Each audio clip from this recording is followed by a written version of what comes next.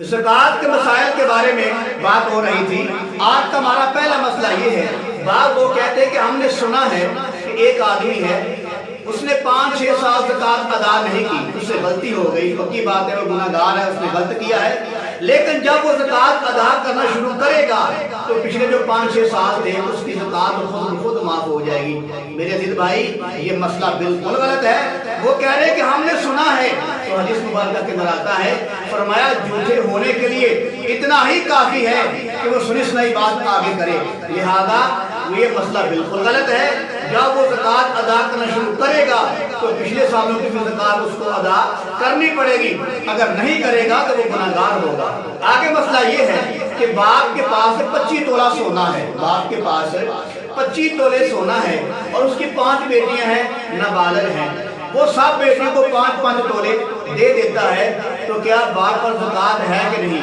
मेरे अजीज भाई, जब बाप ने अपने बच्चियों के नाम लगवा दिया, अपना इख्तियार खत्म कर लिया, बच्चियों के नाम लगवा दिया और बच्चियां नाबालिग हैं, तो जो नाबालिग होती हैं उन पे ज़कात नहीं होती। और बाप ने तो अपने इख्तियार खत्म कर लिया है, बच्चों के नाम लगवा दिए है, लिहाजा बाप पर भी ज़कात नहीं आएगी। आगे मसला ये है कि ज़कात का कौन सा महीना मुकर्रर है? बात कहते हैं शबान का महीना, बात कहते हैं रमजान का महीना।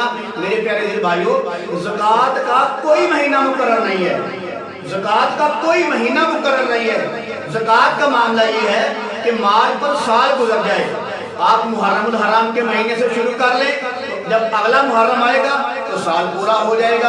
निसाब भी अगर पूरा है तो ज़कात देनी पड़ेगी। अगर आप रबीउल अव्वल के महीने में शुरू करते हैं तो रबीउल अव्वल की पहली तारीख को शुरू कर लें माल जमा करना, और अगला रबीउल अव्वल जब आएगा उसकी पहली तारीख को निसाब भी पूरा हो जाएगा, साल भी गुजर जाएगा, तो ज़कात अदा हो जाएगी, ज़कात देनी पड़ेगी। ज़कात का कोई पक्का महीना नहीं है। ज़कात जो है उस पर लाज़िम आती है जिस माल पे साल भी गुजरा हुआ हो और निसाब भी पूरा हो।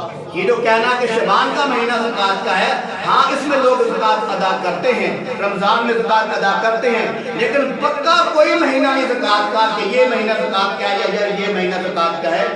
आगे मसला ये है कि ज़कात जो है वक्त से पहले भी अदा कर सकते हैं। तो मेरे अजीज भाई, ज़कात जो है वक्त से पहले भी अदा हो सकती है, वक्त से बाद भी अदा हो सकती है।